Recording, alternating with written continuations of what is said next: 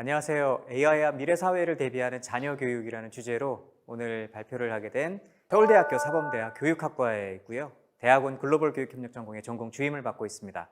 AI와 미래사회를 준비하는 자녀교육이라는 주제로 함께 이야기해 보도록 하겠습니다. 오늘 함께 이야기할 주제는 이렇습니다. AI의 성장과 진화 그리고 채피, 영화 이야기 잠깐 할 거고요. 미래 세대에 대한 걱정과 공존을 위협하는 시대라고 하는 제목으로 두 번째 이야기, 그리고 미래사회 교육, 그래서 자녀교육 어떻게 할 것인가에 대한 이야기를 이어서 진행하도록 하겠습니다. AI의 등장 어떻게들 이야기를 하고 계시나요? 사실 AI를 여러 가지로 이야기할 수 있겠지만 가장 대표적으로 이야기할 수 있는 게 비물질이라고 할 수 있습니다. 우리는 마치 AI에 생명이 있는 것처럼 이야기를 하고 있지만 아직까지는 그렇지 않고요.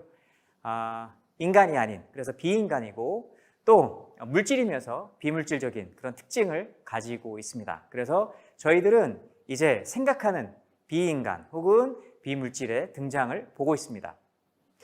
즉 성장하고 배우는 로봇, 지식 축적뿐만 아니라 즐거움과 슬픔, 고독과 아픔에 대해 생각하는 로봇, 옳음과 그름, 삶과 죽음에 대해 고민하고 문제를 해결하기 위해 애쓰는 로봇. 이제 우리가 곧 맞닥뜨리게 될 미래 사회의 모습일지 모르겠습니다. 사실 이런 인공지능과 로봇과 관련된 이야기는 머신러닝 혹은 딥러닝 개발 이후에 알파고의 돌풍, 오픈 AI, 소위 챗 GPT라고 하죠. 그리고 생성 AI, 이런 거창한 기술 발전과 더불어서 보스턴 다이내믹스의 로봇들, 아마 쇼츠 보면서 많이 아셨을 겁니다. 엔지니어드 아츠의 아메카 혹은 카이스트의 휴보에 이르기까지 다양한 인간과 비슷해 보이는 진화하는 로봇 물질들을 저희가 접하게 되는 거죠. 이 점에 있어서 소개해드릴 영화가 하나가 있는데요. 바로 2015년도에 사이파이 영화로 소개된 미국의 영화입니다. SF라고는 이야기를 하지만 그 안에 내재되어 있는 이야기가 정말 고민을 가득 담은 교육 영화라고 이야기를 할 수 있습니다. 제가 2017년도에 낸 배움의 조건이라는 책에서 한 챕터를 다뤘던 영화인데요. 이 영화를 통해서 정말 미래 사회에 저희가 고민하게 될, 맞닥뜨리게 될, 어쩌면 선택 아닌 선택을 해야 되는 그 상황의 이야기들을 좀 담아볼 수 있지 않을까 싶었습니다. 이 영화를 간략하게 소개를 해드리면 이렇습니다. 대량 생산된 스카우트 22호라고 하는 최첨단 인공지능을 갖게 된 로봇이 등장합니다. 여기 이제 감정을 가진 학습자로서의 로봇인 채피가 어떻게 자기가 생명을 가진 그리고 감정을 가진 로봇이 되는지 살펴볼 수가 있습니다. 스카우트 22호가 아닌 채피, 자기는 스카우트 22호라고 불리기를 거부합니다. 이 채피는 아무것도 모르는 갓난아이의 지능과 정서를 갖고 시작해 엄마 요란디, 그 다음에 인터넷 정보, 창조자 디온, 아빠, 삼촌, 이 깡패들을 통해서 배운 지식, 감정, 사회적 관계를 통해서 인간 아닌 인간의 모습을 띤 로봇이 됩니다. 심지어 책을 읽고 궁금한 것을 질문해 보기도 하고요. 시야에 보이는 사물을 그림으로 표현하기도 하고 약속, 신뢰 등 추상적인 개념과 실천을 통합하기도 합니다. 옳고 그름에 대한 판단을 배워나가기도 하고요. 무서움과 외로움 등 감정을 표현하는 인간과 같은 로봇 혹은 로봇의 몸을 가진 인간이 되어가는 거죠.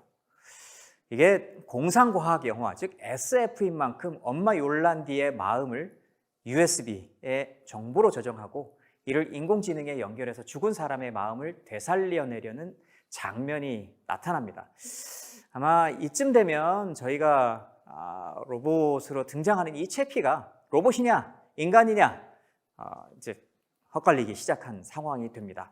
더더군다나 몸은 죽어가는 이 창조자 디온, 즉 자기를 만든 디온의 마음을 USB 속의 데이터로 만들어서 새로운 로봇의 몸을 통해 부활시키는 장면이 등장을 하는데요. 어쩌면 50년? 어쩌면 100년 뒤에 이런 실제 어떤 기술력이 있을 수도 있지 않나? 이런 생각이 사실 드는 부분입니다. 이게 바로 채피의 영화인 거죠. 채피라고 하는 영화를 통해서 저희들이 몇 가지 질문을 좀 생각을 해볼 수 있습니다.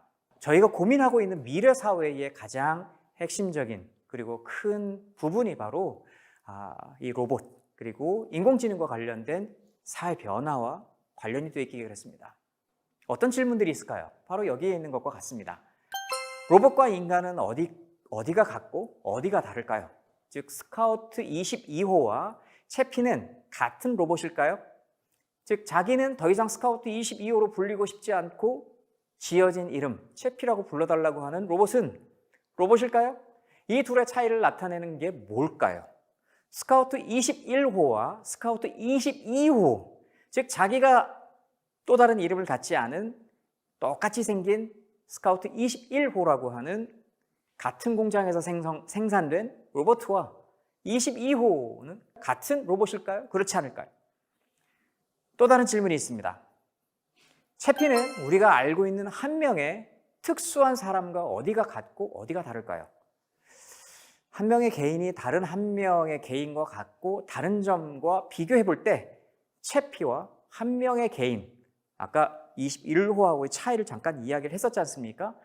이 한 명의 개인과 다른 한 명의 개인이 같고 다른 점과 비교해 볼 때 채피가 한 명의 개인과 같고 다른 점은 무엇일까요? 정말 다를까요? 채피는 인간인가 로봇인가? 죽은 욜란디, 엄마라고 불렸던 욜란디, 죽은 디온의 마음이 복제되어서 로봇의 몸으로 태어난다면 이는 같은 욜란디 혹은 창조자 디온이 되는 걸까요?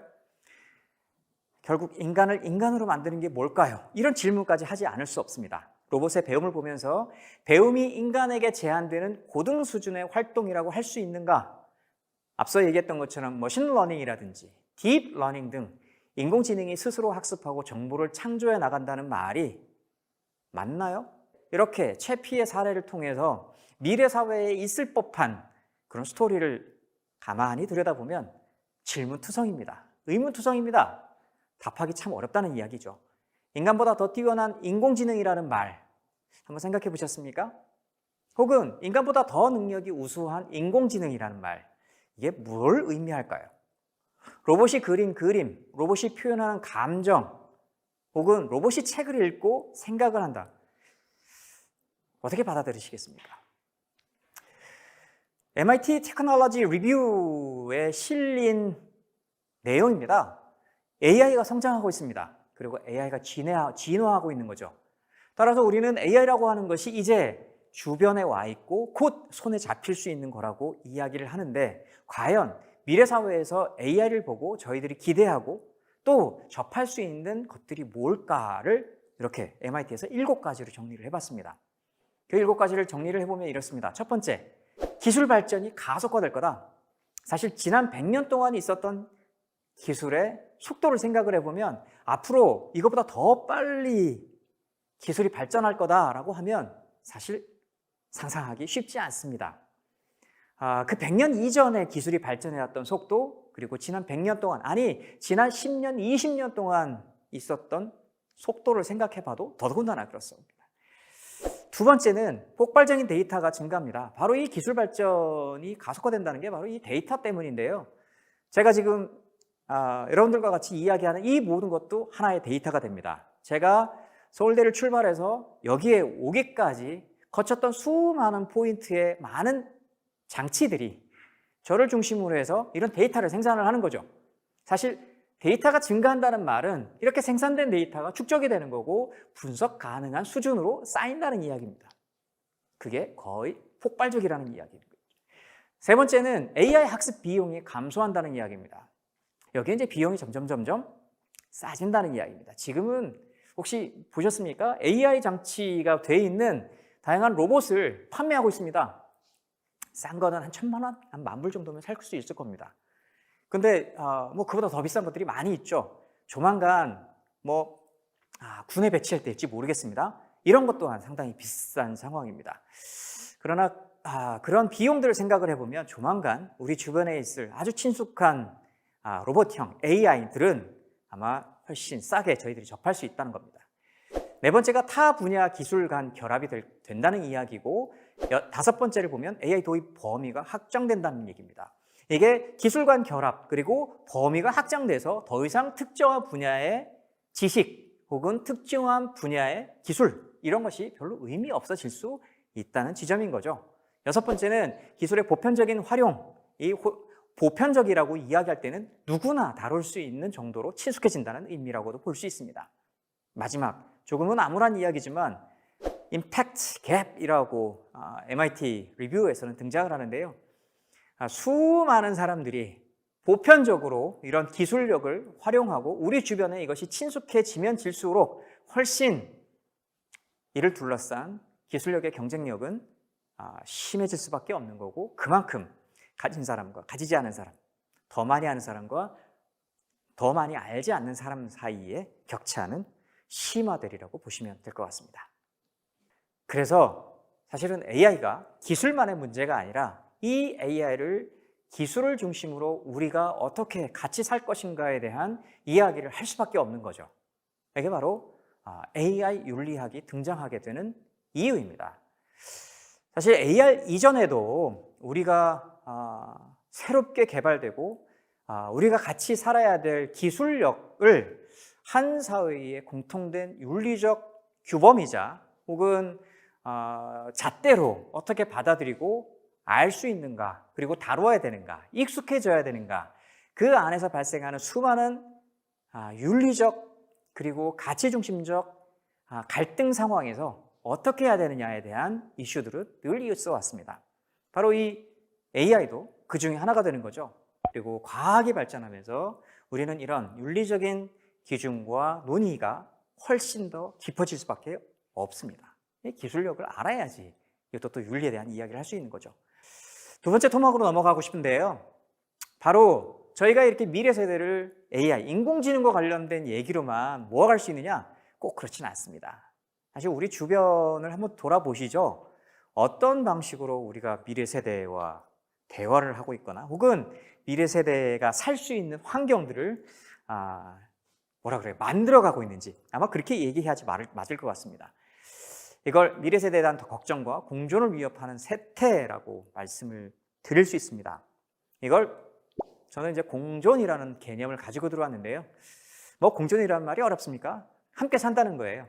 함께 산다는데 이전에 이야기했던 공생과는 조금 다른 방식이라고 보시면 될 것 같습니다. 어떻게 하면 공존, 같은 공간에 같은 시간대에 동일한 조건을 가진 상황에서 실존적인 경험을 가질 거냐, 그리고 보다 그 실존적인 조건 속에서 조금 더 함께 살아갈 수 있는 삶의 모습들을 어떻게 만들어갈 것인가, 이런 이야기가 바로 이 장에 들어 있습니다.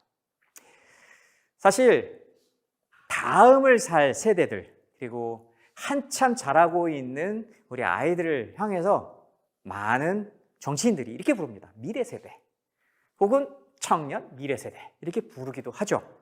그래서 이건 최근의 문제가 아닙니다. 이미 10년 넘게 이렇게 세대 혹은 미래 세대 혹은 청년 미래 세대라고 하는 화두를 가지고 앞으로 어떻게 지속 가능한 삶을 같이 살 건지 이야기를 꾸려가고 있습니다. 많은 얘기들이 있는 게 사실입니다. 그래서 이 아이들이 가지고 있는 혹은 다음 세대를 살아갈 청년이나 미래 세대들이 살아갈 삶의 모습을 두고 이렇게 얘기하는 거죠. Generation Unlimited, 무한한 기회가 주어지고 무한한 가능성을 가지고 있는 세대라고 이야기를 합니다. 그래서 사회적인 시민성, 진화하는 교육, 변화하는 노동에 대해 적응하기 위한 유연성, 기존 사회와 다른 세계 창출을 위한 창의적 역량, 그래서 다양한 문화의 소비자이자 곧 새로운 문화를 창출해낼 문화의 주체로 이전 세대와는 다른, 그리고 뭔가 새로운 것을 만들어내고 그 속에서 풍부하고 넉넉하게 살아갈 세대라고 지칭을 합니다. 이 세대들은 현 세대가 만들어내는 기술에 적응하면서도 새로운 사회의 편의와 혁신을 위한 기술 변화의 주역이 될 거라고 이야기를 하는 거죠. 단지 디지털 네이티브 이걸로 이게 충분하지 않은 용어고 상징이라고 보실 수 있습니다. 이 K를 생각한다라고 하는 책을 보시면요, 청소년들을 미래 세대라고 많이 부르시더라고요. 그런데 그렇게 부르시면 안 되는 게 우리에게는 미래가 안 보여요. 오히려 재난 세대, 태풍 세대 혹은 식량 위기 시대라고 부르는 게 더 맞지 않을까요? 이런 비판이 있습니다. 사실 임명묵 씨는 학부생으로 이 책을 내면서 이와 같은 방식으로 현 세대가 미래 세대를 대하고 있는 방식을 비판하고 있습니다. 미래 세대라는 말은 청소년이 현 시대의 구성원이라는 것을 삭제하고 그들이 가진 주권을 박탈하는 논리에 기여합니다. 어른 되면 해라는 말은 사회 곳곳에서 청소년을 가로막고 당사자로서 정부의 접근과 결정 권한을 부여받지 못하게 하는 거죠. 대신 청소년의 모든 활동은 진로라는 말로 포장되고 네 순서가 아니니까 나서지 마. 뭐 이런 방식의 방해 혹은 유예를 자꾸 이게 제시를 하게 되어 있습니다. 어떤 현황들을 보십시오. 뭐 청소년 행복 지수가 낮다거나 삶의 만족도가 낮다거나 혹은 뭐 사회적인 측면에서 어떤 불안 요소를 이야기한다거나 혹은 개인적인 측면에서 불안적인 요소를 이야기한다거나 혹은 비슷한 사회 경제적인 지위를 누리고 있는 국가들하고의 어떤 비교 속에서 상대적인 위치를 따져본다 하더라도 상당히 낮은 수준의 어떤 상황임을 볼 수가 있습니다. 이렇게 비관적으로 보는 경우에는 청소년 자살에 대한 이야기도 하는데요. 안타깝게 이런 어떤 통계의 기본적인 모습들이 현 세대가 스스로를 미래 세대라고 이야기하고 희망적으로 자기를 보기보다는 현재의 모습이 너무 힘들고 어렵고 심지어 자기 스스로를 꾸려나가기조차 어렵다고 이야기를 하는 거죠. 오늘 뭐 이 자리에 계신 학부모님들 뿐만 아니라 이걸 동영상으로 보고 있는 학부모님들 같은 경우에도 이제 주신 질문들 제가 미리 봤는데 그래서 내 아이 사교육 시켜야 돼요. 뭐 이런 이야기를 할 정도로 대학 진학이나 혹은 학습에 대한 열망 그리고 다른 아이보다 조금 더 나은 성적을 얻는데 집중할 수밖에 없는 겁니다. 이게 한국입니다. 점점 한국 사회가 공존하기 어려워지고 있습니다. 앞서 얘기했던 것처럼 이건 한국만의 문제는 아닌 거죠. 바로 옆에 보이고 있는 이 표는 전 세계의 소득 불평등이 증가하고 있다는 이야기고 특별히 미국의 상황에서 얼마만큼 이 소득 불평등이 증가하고 심화되고 있는지를 보여주고 있는 표라고 보시면 됩니다. 계층 간 그렇고요. 국가 간 그렇고요. 지역 간 그렇고요. 그 다음에 지구를 반으로 딱 잘라서 북쪽과 남쪽에 해당되는 국가 간의 모습들이 또 그렇습니다. 인구가 감소합니다. 한국이 그렇죠? 한국만 그렇지 않습니다. 일본? 옛날부터 그랬습니다.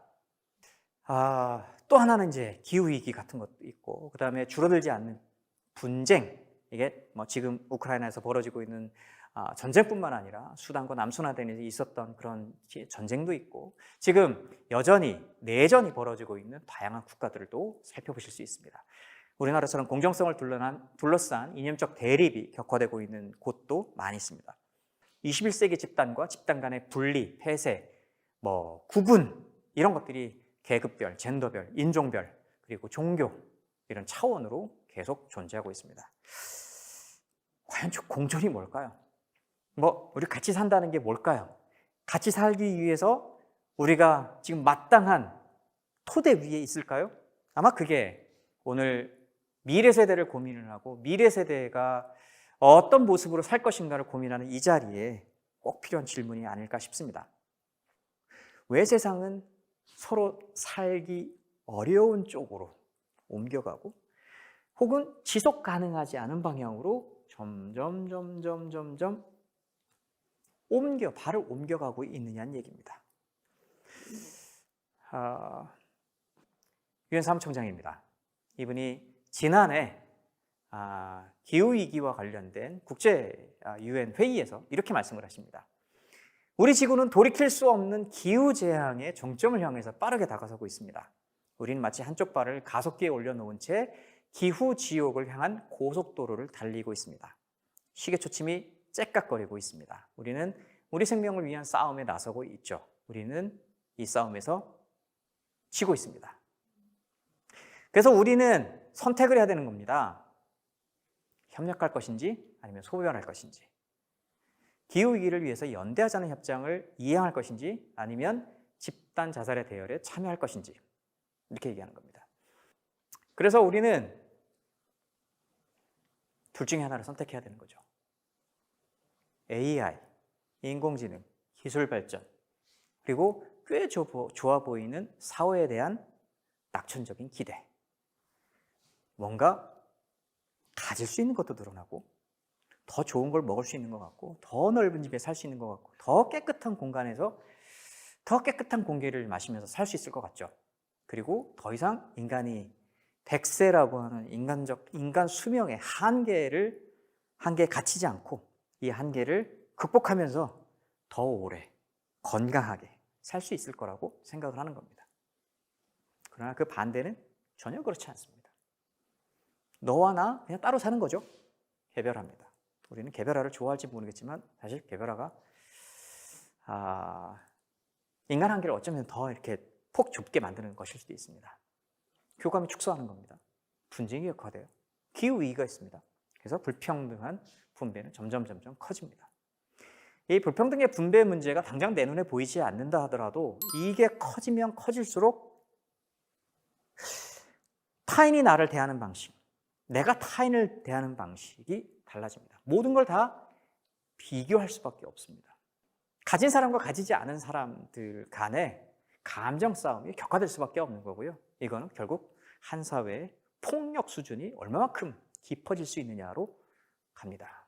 바로 우리가 기회를 확대해서 좋은 사회에 살 거냐에 대한 이야기를 할 거냐, 아니면 여전히 불가능한지를 알면서도 이 공존성을 놓고 살 거냐, 선택은 우리한테 있습니다.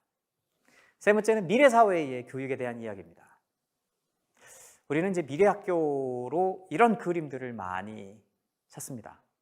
이건 뭐 그냥 나오는 온라인상의 그림인데요. 사실 우리들이 알고 있는 전통적인 교실과 전통적인 학교, 전통적으로 알고 있는 교수학습, 가르치고 배우는 모습이 전혀 느껴지지 않는 방식인 거죠.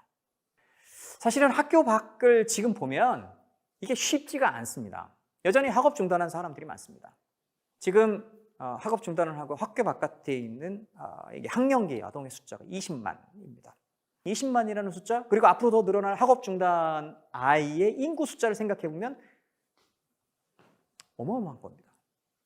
사교육 의존, 강남 대치동을 한번 가보시고요. 강북구에 있는 노원 지역에 한번 가보십시오. 여기 목동을 가보셔도 좋고요. 그 다음에 각 지방에 있는 도시의 한 구역을 가보시면, 특히 뭐 안양이라든가 과천이라든가 뭐 대전도 마찬가지고요, 대구도 마찬가지고 사교육 특구들이 있습니다. 원래 사교육을 두고 옛날에는 영어로는 프라이빗 튜터링, 튜터해 주는 거예요. 부족한 사람들한테 더 도와주는 방식인 거죠. 그리고 영어로는 섀도우 에듀케이션이라고 했습니다. 그림자 교육이죠. 그림자 교육의 의미는 본체가 있고 비춰서 나타나는 그림자라는 얘기입니다. 공교육이 있고 교육의 본체가 있는 거고, 이 공교육의 본체에 비추어지는 그림자 역할을 하는 겁니다. 그런데 더 이상 사교육은 그림자 교육이 아닙니다. 그거 아세요? 이제 공교육이 사교육을 쫓아갑니다. 그리고 공교육과 사교육은 서로 경쟁하는 관계에 있습니다. 공교육 때문에 애들이 사교육을 간다? 그런 것 같죠? 아닙니다.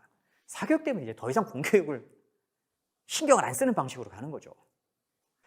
이게 바로 우리나라의 교육과 학교 교육의 위기를 이야기하는 핵심적인 지표 중에 하나가 되는 거죠. 또 하나, 대안학교가 대두하고 있습니다. 이게 대두라는 표현이 적절한지는 잘 모르겠지만 여전히 대안학교는 공교육이라고 하는 시스템 속에 적응하지 못하거나 혹은 다른 방식의 학교 교육을 이야기를 하고 싶어하는 사람들이 찾는 곳이 바로 대안학교입니다. 이걸 뭐 시스템 안에 들어올 거냐 말 거냐, 그건 다른 얘기입니다. 4차 산업혁명, 인공지능 얘기했었고, 교육시장, 사교육과 관련된 얘기고요. 개별화된 학습 성향이 부상을 하고 있습니다. 영어로는 personalized learning 이렇게 됩니다. 이 개별화 학습의 역사는 대략 한 100년에서 한 120, 30년 정도 될 겁니다. 누구나 배움이란 아는 사람이 모르는 사람을 가르치는 일이라고 생각을 했었습니다. 근데 그러려면 배우는 사람은 반드시 가르치는 사람한테 달라붙어 있어야 되는 거고, 이 사람한테 내 배움이 의존할 수밖에 없는 겁니다. 이거를 떨어뜨리고 기계화하기 시작한 게 대략 100년에서 120년 정도 되는 거죠. 바로 그것이 개별화 학습의 시작입니다. 지금요, 너무나 당연하게 받아들이는 거 아니겠습니까? 개별화. 근데 이 개별화가 좋으냐? 우리는 자기 수준에 맞춰가지고 배우는 이야기를 하는데요. 안타깝게 이 개별화 학습이 심화되고 점점 기술력이 뒷받침돼서 가면서 학습이 지식 추구고 지식 습득이라고 하는 그 원래 목적 이외의 다른 활동에 갖고 있는 특성을 잃어버리게 됐습니다. 컴퓨터로 아이들이 학습을 하면서 대화하는 걸 잃어버립니다. 자기 말을 하는 거죠. 남하고 얘기할 줄 모르는 겁니다. 그리고 감정 교류를 할 수가 없습니다. 그리고 왜 그래야 되는지 생각하지 않는 방식인 거죠.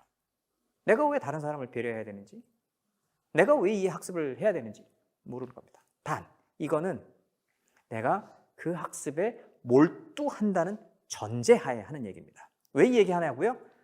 개별학습이요? 애들이 배움에 몰두하지 않습니다. 이걸 이제 영어로는 disruption이라고 표현을 하는데요. 자꾸 뭔가 방해를 받는 겁니다. 절대 몰두할 수 없는 상황에 학습자들이 노출이 되는 겁니다. 통제와 관리에서 해방된 자유를 추구한다. 그래서 자유롭고 자율적이고 자치고 다 좋은 말이죠. 근데 사실 이 사이에 별 구분이 없어지는 상황들이 많이 발생한다는 얘기입니다. 특히 켄 로빈슨의 책이라든지 혹은 아이반 일리치의 타락교 사회라고 하는 책들을 놓고 보면 왜 지금 이런 이야기들이 시작이 됐고 그런 논의가 걱정하던 바가 왜 지금 이 시대에 이게 훨씬 더 깊어지고 확산되고 있는지 좀 보실 수 있습니다. 이 이야기는 바로 교육을 바라보는 입장 때문에 그렇습니다. 우리는 교육이라고 하면 선생님들하고 저하고 교육이라는 말을 내놓고 다 비슷하게 생각을 할 것 같은데요. 전혀 그렇지 않습니다. 선생님들이 생각하는 교육과 제가 생각하는 게 똑같지 않을 겁니다. 선생님들이 생각하는 배움과 제가 생각하는 배움이 같지 않을 겁니다. 교육을 하는 목적도, 목표도, 교육을 통해서 이루려고 하는 성취나 성과도 똑같지 않을 거라는 거죠. 아니 굳이 똑같아야 돼? 라는 이야기를 할 수 있지만 사실 그러면 저희가 굳이 교육이나 학습이라는 말, 배움이라는 말로 소통을 할 이유가 없습니다. 왜? 하나의 단어나 하나의 개념을 쓰면서 서로 공유하지 못한다 그러면 우리 같은 언어 쓰고 있는 건가요? 한국말을 쓰고 있지만 서로 다르게 이해하고 있고 다른 의미로 쓰고 있으면 그거 좀 복잡한 거 아니겠습니까? 제가 무슨 이 이탈리아 말을 쓰는 것도 아니고 바로 이 교육이 그렇습니다. 교육은 크게 두 가지로 구분이 됩니다. 그래서 제가 교육과 교육이라고 표현을 했는데요. 하나는 기존 질서를 그대로 유지하는 겁니다. 기존에 있었던 질서를 다시 재생산하고 생산해내는 기능이 바로 교육입니다. 교육을 통해 가지고 새로운 일이 일어납니다. 의도하지 않았던 일들이 일어나는 거죠. 이게 바로 조금 더 의도적으로 하겠다고 하는 게 바로 교육이 사회를 바꾸는 방식입니다. 개인을 바꾸는 거고 사회를 바꾸는 거죠. 그래서 한쪽은 기존의 시스템을 그대로 유지시킨다는 입장에서 기능주의라고 얘기하는 거고요. 다른 쪽은 바꾼다고 해서 사회 변혁적이라고 이야기를 합니다. 아니 어떻게 유지시키면서 바꿔요? 이거 모순이에요. 모순이에요. 교육 안에 이 모순이 들어있는 겁니다. 따라서 교육이라는 말을 해서 이 둘 중에 아니면 이 둘을 조합해서 무슨 얘기를 하는지 정말 그 가능성은 어마어마합니다. 왜 그래야 되는지에 대한 설명까지 덧붙이면 더 그런 거죠. 그래서 사회 구조주의적, 기능주의적인 입장을 보면 있는 내용을 그대로 전달하고 재생산하는 거고, 그 다음에 사회 변혁적인 입장을 보면 지식은 소통과 매개의 대상이고 지속적으로 극복되고 재창조돼서 뭔가를 바꾸어내면서 새로운 관계를 형성해내는 게 바로 교육이 되는 겁니다. 다시 얘기하지만 이 둘은 모순입니다. 동시에 있을 수가 없다는 거죠. 또 흥미로운 게 뭔지 아세요? 이 둘은 같이 있습니다. 누구는 이쪽을 지지하고 누구는 이쪽을 지지하고 이 둘이 같이 사는 거죠. OECD가 그래서 이런 이야기를 했습니다. 자, 미래 학교. 야, 이렇게 애들이 자고, 그 다음에 애들이 바깥으로 뛰쳐나가고, 폭력 있고 그 다음에 서열화 시켜가지고 이러는데 애들이 학교 가겠어요? 안 가지? 학교 좀 바꿔봅시다.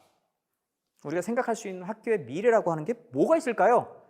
이렇게 6가지의 모델로 이야기를 합니다. 바로 이거예요. 옛날하고 별로 달라질 게 없어. 이게 1번이고요. 6번째 보시면 학교는 더 이상 존재하지 않습니다. 이것까지. 그래서 그 사이에 여러 가지 모양들이 있는 거죠. 2번 시장 모형을 보면 자, 국가가 학교에 손 뗍시다. 그래서 시장이 나서가 하는 겁니다. 국가는 뭐만 하면 되냐 하면 그 recognition이라고 그러죠. 인정만 해주면 돼요. 학교만 인정해주면 돼요. 졸업할 자격이 됐어. 시험 보고서 이제 평가해가지고 하는 된 겁니다. 우리나라 죽었다 깨나도 저렇게 안 할 겁니다. 근데 이제 시장 모형이 실제 도입된 국가들이 있습니다. 많은 부분이 이제 칠레 같은 국가가 그렇게 되는 거고요. 아프리카에 혹시 들어보셨어요? 라이베리아라고? 거의 모든 학교가 다 이렇게 사립학교화 됐습니다. 학교가 재구조화된 이 중간 지점이 아마도 미래 사회의 어디쯤에 해당되는 우리가 생각해 볼 수 있는 그런 걸 겁니다. 그래서 지금 마을교육 공동체에게는 사회적 구심으로서 학교를 이야기하는 게 거기에 해당되는 거고요. 4번째 해당되는 학습을 위한 중점 기관으로서의 학교라고 하는 것이 진짜 배움이 즐거워서 아이들이 학교 가게 만드는 다양한 주변의 활동들이 이렇게 모여 있는 곳이 될 겁니다. 적어도 우리가 생각할 수 있는 미래 학교의 모습들이 이렇게 얘기가 되는 거죠. 혹은 5번 시나리오 같은 경우에는 굳이 학교라고 하는 걸 딱 정해놓지 말자. 배움이 있는 내용들을 쫙쫙쫙쫙 서로 엮어가지고 이 네트워크 자체를 학교라고 하자. 이런 얘기를 하고 있는 겁니다. 특정한 공간으로서의 학교는 사라지는 거죠. 무엇보다 하나 더 소개해 드릴 책이 바로 2021년도에 발간된 함께 그려보는 우리의 미래, 교육을 위한 새로운 사회계약이라고 하는 책입니다. 이 책 안에 보면 한 100페이지 조금 넘는 내용이 바로 우리가 적어도 현 상황을 충분히 인정하면서도 어떤 사회를 가야 될지, 교육이라는 이름으로 어떤 사회를 만들어낼 수 있을지, 그거를 어떻게 그림으로 그려볼 수 있지를 다루고 있는 책이라고 보시면 됩니다. 여기에는 이제 무엇보다도 세계 시민성에 대한 이야기를 하고 있고요. 다양성이 공존하는 환경 속에서 가르치고 배운다는 게 뭘 의미하는지 자세하게 이야기를 하고 있습니다. 무엇보다도 지역 공동체를 넘어서 세계에 대한 이해를 해야 된다고 하고 인권 교육을 넘어서 자치 공동체가 돼야 된다는 얘기를 하고 혹은 듀이가 얘기하고 있는 경험을 넘은 경험 교육을 넘어서 삶과 연계된 교육 과정, 일상적인 긴장과 갈등에 대한 인정을 얘기해야 된다고 합니다. 사실 우리나라에 지금 맞는지를 볼 수 있는지는 잘 모르겠는데요. 학교 체제를 보면 체제 평준화. 우리나라는 아직까지 완전한 평준화가 이루어지지 않았습니다. 또 하나, 교사 정치적인 기본권을 보장해야 된다는 이야기가 있습니다. 될래나? 잘 모르겠습니다. 지역 생태적 공간으로서 학교 환경을 조성해야 된다는 이야기, 이런 이야기들이 남아있고 마지막으로 교육이라는 것이 아까 얘기했던 2가지의 서로 다른 기능, 모순된 기능이 동시에 존재하는 걸 넘어서서 누군가 돈 주고 사는 지위죄로서 그리고 그걸 통해서 사회적인 지위를 얻는 수단이 아니라 모두가 동일한 방식으로 공존하고 자치할 수 있는 공통된 삶의 토대, 공동체여야 된다는 이야기를 마지막으로 다루고 있습니다. 이를 위해서 각 국가가 어떤 얘기를 해야 되는지, 어떤 정책을 세워야 되는지, 그 정책을 어떤 방식으로 실현해 나갈 건지 이런 얘기들이 뒷부분에 있습니다. 이렇게 공동체라고 하는 교육의 화두를 이렇게 5가지로 이야기를 하고 있습니다. 제가 읽는 거 말고는 드릴 말씀이 없는데요. 무엇보다도 협력, 협동, 연대에 기반해야 된다는 얘기고 맨 마지막에 보시면 평생에 걸친 교육 기회를 향유하고 확대해야 된다는 이야기를 하고 있습니다. 자녀 교육 그래서 어떻게 해야 되나?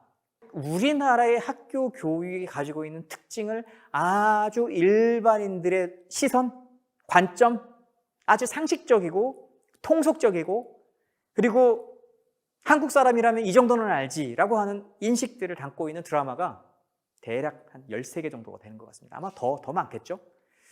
너무 이제 좀 자기위적인 거는 빼고 자녀 교육이라는 말을 붙여가지고 자녀 교육 일상 용어로 쓰지 말고 자녀 교육이라고 하는 것을 조금은 고유한 개념으로 한번 좀 생각을 해보자는 거죠. 첫 번째, 우리의 교육은 없습니다. 내 교육이 있을 뿐이지. 이유가 뭐냐고요? 이건 죽고 사느냐의 문제입니다. 마치 물속에 빠졌을 때 누구를 건질 건데? 애들 다 건져요? 나 죽어요? 마치 그런 방식으로 이야기하는 게 우리나라의 교육에 대한 이야기입니다. 이 교육이 아닌 거죠. 교육이 뭘 의미하는지, 뭘 머릿속에 그리고 계시는지. 우리의 교육 떠오를까요? 노벨상 받아야 됩니다. 죽었다 깨어나도 다 내 애 교육인 거죠. 그러면 이제 내 애가 없는 사람들은 그러면 우리의 교육을 생각하지 않을까요? 아닙니다. 교육을 별로 생각하지 않습니다. 그래서 우리의 교육, 내 교육 이게 같이 갔으면 좋겠는데 어떻게 같이 가게 할 건가? 어쩌면 이게 핵심적인 질문이자 어쩌면 교육의 방향이 돼야 될 겁니다. 부모 교육도 그런 거고요. 학교 교육도 그런 거고요. 사회에서 이루어지는 다양한 시민 교육도 마찬가지입니다. 그리고 교육이 교육다워져야 된다는 이야기의 핵심도 이거라고 저는 생각을 합니다. 두 번째는 자녀 교육. 누구의 자녀이냐는 겁니다. 이 얘기를 하는 이유는 누구의 자녀냐에 따라서 교육을 받는 모습, 환경, 방법, 심지어 목표까지도 달라집니다. 그래서 자녀 교육이면 당연히 부모가 아이를 사랑하는 마음으로 아이한테 최선의 것을 준다고 얘기하고 그 최선의 것은 누구나 다 인정하고 마치 용인하고 받아들일 수 있는 거라고 생각하잖아요. 안타깝지만 그렇지 않습니다. 따라서 자녀 교육에 대한 이야기를 할 때에는 특히 부모님들 같은 경우에 나를 생각을 해야 됩니다. 아이가 있는 나, 부모, 엄마, 아빠로서의 나, 그리고 한 가정이 어떤 입장이고 어떤 생각을 갖고 있는지를 좀 따져봐야 됩니다. 세 번째는요, 어떤 교육을 이야기하는가? 사실 두 번째하고 크게 다르지 않습니다. 따라서 어떤 교육을 이야기하느냐? 아까 얘기했던 것처럼 교육은 한 가지가 아닙니다. 양극단에 존재하고 있는 교육의 목적과 목표와 전략과 방법과 기능이 뒤섞여 있는 상황이에요. 따라서 어떤 교육을 이야기해야 되는지 우리는 따져봐야 됩니다. 네 번째요. 우리는 좋은 교육, 나쁜 교육이라는 걸 마치 당연하게 알고 있는 것처럼 얘기합니다. 그거 좋은 교육이지. 그거 나쁜 교육이야. 진짜 그래요? 안타깝지만 그렇지 않습니다. 서로 얘기해 보세요. 그게 좋은 교육인지 나쁜 교육인지 그게 금방 해결이 되는지 전혀 그렇지 않습니다. 누구한테는 좋은 교육이고요. 누구한테는 나쁜 교육입니다. 예를 들면 대치동에 가서 아이들한테 사교육을 돈 주고 사는 것은 누구한테는 좋은 교육이에요. 그러나 누구한테는 안 좋은 교육입니다. 판단 기준이 뭘까요? 각자 다릅니다. 그래서 사실 교육에 있어서 형용사가 난무를 합니다. 좋은, 나쁜, 적절한, 타당한, 정당한, 합리적인, 이성적인, 바른, 글은 기타 등등. 자녀에게 좋은 교육, 돈 주고 사줄 수 있어요? 사실 이게 좋은 교육이 뭔지는 이야기하지 않았습니다. 돈 주고 사줄 수 있어요? 어떤 사람은 why not? 해줄 수 있죠. 나 돈 있는데. 난 돈이 없어서 사줄 수가 없네. 아니, 좋은 교육을 돈 주고 산다고? 그게 좋은 교육이야? 이렇게 얘기할 수 있는 거고요. 그렇게 사가지고 뭐 하려고 하는데? 그게 교육이야? 이런 얘기도 할 수 있는 겁니다. 이건 한국만의 문제는 아닙니다. 여러분들이 익히 들어보셨을 만한 책, 공정하다는 착각이라는 책을 보면 그 안에 바로 이 한국에서 교육의 공정성을 두고 벌였던 스캔들 이야기가 다양한 사례로 등장을 합니다. 그런 거 보면 어느 시대나 어느 장소나 자녀의 교육을 둘러싼 부모의 어떤 태도나 혹은 뭐 욕망이라고 표현하는 게 맞는 것 같은데 그 욕망의 종류는 되게 비슷한 거 아닐까? 이런 생각이 들 때가 있습니다. 근데 여기서 문제 삼고 싶은 거는요, 딴 게 아니라 욕망을 가지는 거야? 뭐 어떡하겠습니까? 그걸 돈 주고서 다 해결하려고 하는 겁니다. 여섯 번째는 양육가설에 대한 이야기입니다. 자녀의 성장은 기본적으로 토대가 DNA와 부모의 양육이 반반 섞이는 토대 위에 외부 정보가 유입되고 거기에 대한 반응, 이게 이제 지식이죠. 또 하나는 외부 환경과, 이때는 뭐 공간, 지위, 기타 여러 어떤 문화적인 체계 이런 거죠. 이거하고 상호작용하면서 자녀가 큰다는 이야기를 하는 겁니다. DNA와 부모의 양육이 애의 토대인 건 분명한데 이거 이외에 또 다른 토대가 있다는 겁니다. 즉, 이 이후에 이 토대를 이루는 구성 요소가 하나 더 있다는 거예요. 단지 외부에 어떤 유입되는 것으로 반응하는 정도만이 아니라 그게 뭐냐고요? 바로 또래 집단입니다. 피어 그룹에 대한 이야기인데요. 아까 얘기했던 것처럼 이렇게 외부적인 요소들이 들어오는 건 똑같습니다. 그러나 부모의 기질과 부모의 변할 수 없는 유전적인 요소뿐만 아니라 자기 주변에 똑같은 비슷하게 성장하고 있는 아이들을 보고서 자기 위치를 짓는 겁니다. 바로 이 양육가설이라는 책인데요. 이 양육가설 안에 보면 뭐 수많은 이제 사례들이 등장을 합니다. DNA 3분의 1, 양육환경 3분의 1. 이거는 이제 가정환경이고 양육과 관련된 구체적인 지침입니다. 이렇게 저렇게.